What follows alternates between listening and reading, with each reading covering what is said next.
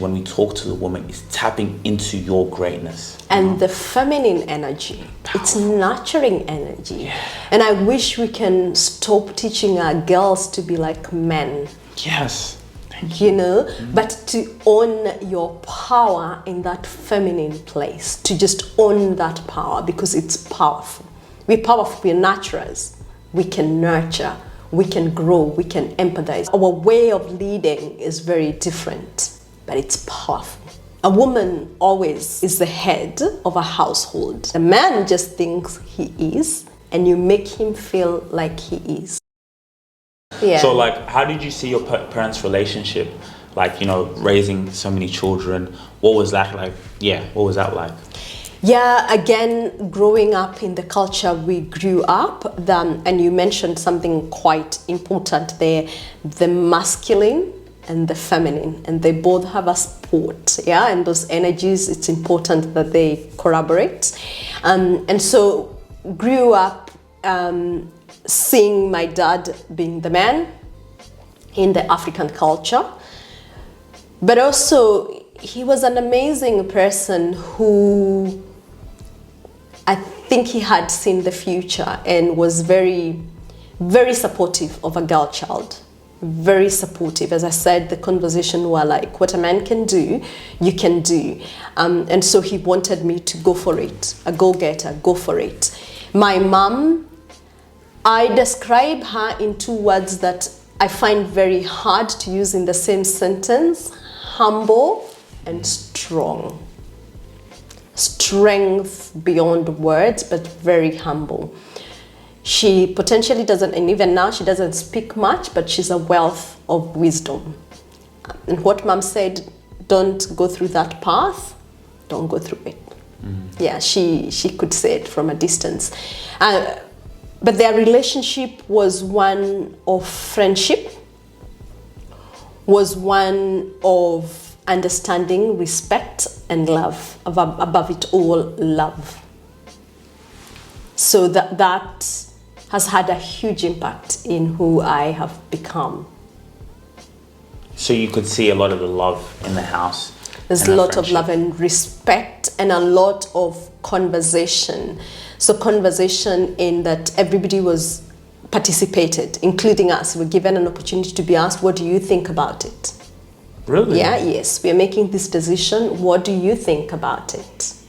Wow. Yeah. You know why that just stood out to me? Because we actually had a show with my dad, and then he said, you know, we talk about in Africa, we're struggling, like they say, with democracy, but clearly things, you know, don't work. There's, you know, in government, but he says you can't expect a country to have democracy and, you know, things to be running well if it's not in the house. And he said in an African household, it is the man says this is how it is and this is how it's going to be most of the time. Yeah. You know, so, you know, it's never, like you said, in the white community, it's more of a discussion. It's more like you, so that's very interesting. And it sounds like your dad was someone who maybe ahead of his time, you know, especially I think even in our culture, sometimes we've taken ideas that are not even ours when it comes to women and what women can do. And I think they limit women a little bit, maybe from just what I've seen, maybe I'm wrong. Actually, sometimes I get into this conversation and it's very interesting because I actually disagree. I think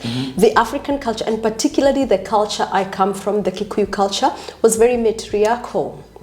Very matriarchal until the arrival was driven by women. Okay.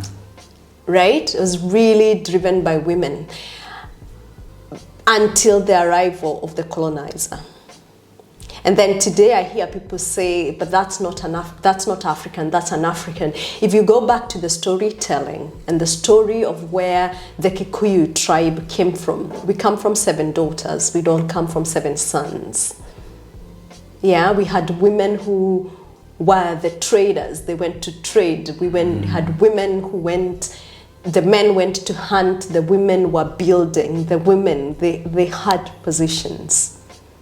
So we come from a very matriarchal place, but then the colonizer told us otherwise, and so now we keep talking, but it's an African to do that now. If you read our history and our stories, and I say specifically for the Kikuyu tribe, yeah, Yeah. The thoughts that are not ours, like through colonization we've taken in, I think that is very powerful. And the reason why I love that is because even if you look at till today, hey, let me ask you a question. Have you ever thought of starting a podcast? I know it's a scary thought at times. Where do I start? What equipment do I use? How do I produce a whole show? Maybe you're someone out there who loves yourself and loves the message in who you are and how you're spreading your unique gifts out to the world. But you just need a platform to do it on. You need a platform for people to be able to go and hear your unique and valuable story and how you're impacting people's lives. Well, here at the Rubasha Family Podcast, we're really proud to be able to use podcasting to change the world. We have been doing this and it has changed our life. For us to be able to market and be able to tell our stories of people around us and the way it's impacting and adding value to people's lives. You are that person. You have that gift. You have that talent. And that gift and talent needs to be seen. It needs to be heard. Your downfalls, your amazing moments, your business needs to reach more people.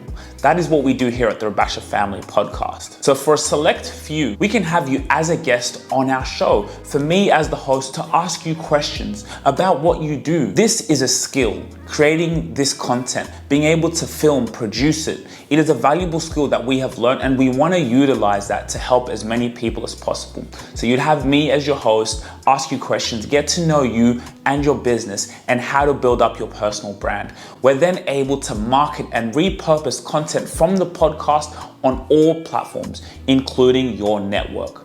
So if you really want to be in touch, if you want to be a guest on our show and be able to use marketing material from this valuable podcast, from your valuable story out to more people, we have that available. If you need help and assistance in publishing and producing your own podcast and just don't know how to go about it, how to do it, and you need that assistance, we provide that service as well. Being able to fully produce, edit, and publish your podcast on all networks. And maybe you just need a consultation call, some help in order to, how can you go about this strategy? Strategic ways into thinking on how you can use your podcast as a funnel for your business. You could use the podcast as a funnel for your personal brand, for people to know the face, for people to know your amazing story. If just one person can be impacted from your story, that is what matters. This is something that 100, 200 years from now, your legacy will be remembered by. So the link in the bio, there is a form for you to fill out. Go out there, fill out the form, and we'll get you started on how we can help your personal brand today. Especially, when we look at African women and women in general, but when I talk about African women, the intuition, the spirit, when you're led by an African woman, we talk about men and being masculine and both play their parts, we're physically stronger, we're the protectors, but the women, even the woman can be protected in different ways, with the intuition, with the sense, with the spirit, with the guidance, and I think, like you're saying, is more, we need to tap more into that, especially when we talk to the woman, is tapping into your greatness. And the feminine energy, it's nurturing energy. Yeah. And I wish we can stop teaching our girls to be like men. Yes. But to own your power in that feminine place, to just own that power because it's powerful. We're powerful, we're nurturers. We can nurture, we can grow, we can empathize, our way of leading is very different, but it's powerful. But it's then, I think what we're struggling with is learning how do the two collaborate. How do we partner together? Because constantly the patriarchal world that was introduced by the colonizer is domineering. And I tell you what to do. If we go to the biblical side of it, and we talk about the woman or the man being the head, then if the woman is the neck, it's actually quite powerful because you can't turn. Right? So the neck, ideally. And I take this from my grandmother. As I said, I come from a lineage of powerful women. And my grandmother used to tell me, a woman always is the head of a household. The man just thinks he is and you make him feel like he is. But you make the decisions, all the decision through him. You make the decisions, but you have to be wise in how you do that. And I think that wisdom is the wisdom we've missed somewhere. So now we want to be equal, and we want to, and there's nothing wrong with being equal, but it's equal in me bringing my feminine energy and the man bringing their masculine energy, and then we partner. If you really enjoyed this video, make sure to click here, and I'm sure you're gonna love that one.